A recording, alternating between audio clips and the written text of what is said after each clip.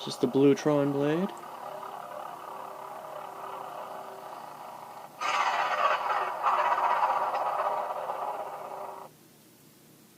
Green, I believe, is next.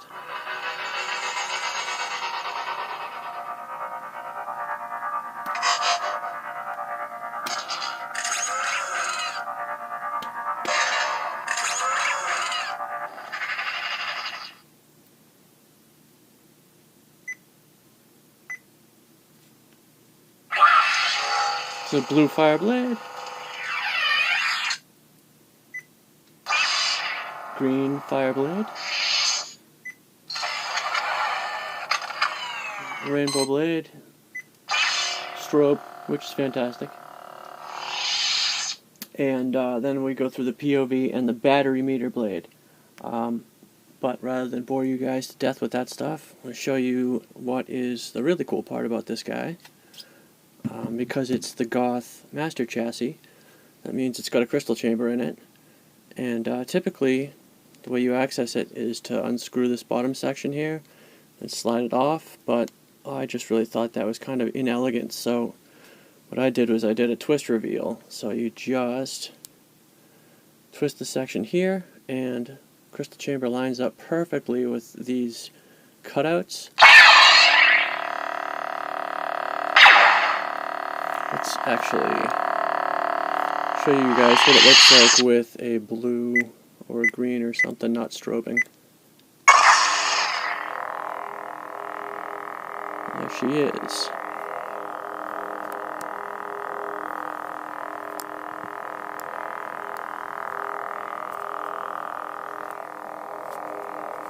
Now this was done in polished brass and polished bronze. It's a three-piece chamber.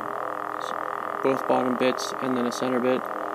Brass rods, really long quartz crystal points at both ends, and then neopixels on both ends shining in. It's kind of hard to see exactly what's going on in there with this camera, but mimics the blade. We also did a few other decorative elements inside there that are not the stock Goth elements. You'll see some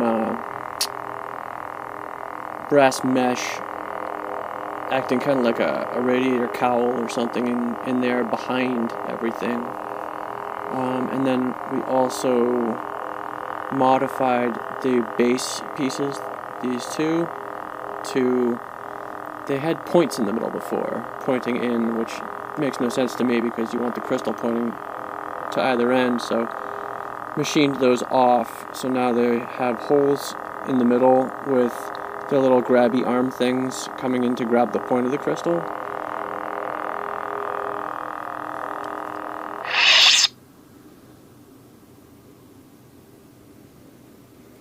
But that's your reveal right there, and it is literally as easy as just twist, gone, twist back, crystal chamber.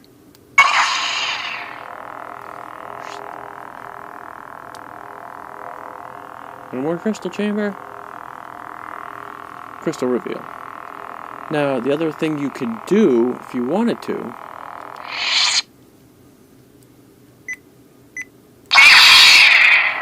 you could make it so that the black piece also twists, and you could do a cutout on the other side of the black section so that you didn't have these cross sections kind of blocking the crystal chamber. But I'll tell you what, in real life, it's not a big deal. You see plenty in real life. The video doesn't really do it justice, but in real life, the crystal chamber is not hidden behind anything. It looks terrific. Twist to put it away. And what you could do is, like I said, you could, instead of twisting just this section, you could have this... Actually, no, this guy is twisting now too. You could have just this outside aluminum section twist so that the crystal chamber is back here, and then you could do a cutout of the black section so that when you did, the reveal would be behind this section. The reason I chose not to do that is because you notice that this cutout on the silver section is way more than half.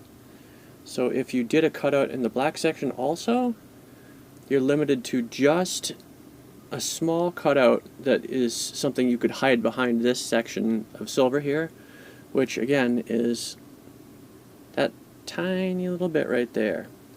So the cutout would be very small. It could only be about an inch wide, whereas now cutout wraps all the way around from here all the way around to here, so it's like 2 inches wide. So you're getting twice the visible space for the crystal chamber with that cutout, as opposed to if you cut out in the black part. Alright, what else to tell you guys? Guess that's about it for this one. I didn't do a set screw on this one because I haven't decided where to put it yet. You know, for purposes of just letting it rip, you don't need a set screw, but if you're going to be swinging it around at all or dueling, yeah, you definitely want a set screw. But this guy slides in and is pretty tight. I think probably what I would do is put a black set screw right in this section here, right maybe even in that little divot where it's really kind of hidden, or potentially in one of these greeble holes here. We've got these 3 greebles that you would be using for LEDs if you were putting a Luxion, like a Tri-Cree type of blade technology in this, then you would be using these for LEDs. But because this is Neopixels, you don't have to, because you get all types of light shining through there. What's the point of putting in LEDs? But that means that you could theoretically put a set screw in through that, or even you could get one of these greebles that was long enough with threads that you could make that the actual set screw, just tightening that or loosening that to release the blade. That would be probably what I would shoot for doing if I were going to do a set screw on this guy. Either that or hide one in probably here. It's a little tiny black one that doesn't really catch the eye, but for now I don't really feel like I need to put one in just yet. And I built this one for fun. It's not for a customer specifically, so that means this one actually is available for anybody who wants it. But otherwise it's going to be in my collection for the foreseeable future. And, oh yeah, one other thing. This is not stock cover tech on this guy. This comes with a black cover tech, and it is not one that's beveled or rounded to fit the hilt. I built one of these for my customer, Ronnie, about a year back, and he pointed out to me that it looked terrible with the cover tech knob that it came with, the black one that didn't actually line up flush with the hilt. So I swapped it out for him, and I put one of these in, and ever since then I've done that on all the Obi Wans that I've built. Like, this just looks way better. It looks so much better when you have the cover tech knob, you know, beveled and cut to actually be flush with the hilt, as opposed to just kind of sticking out and spinning around and looking silly. Like, that was the one, I think, oversight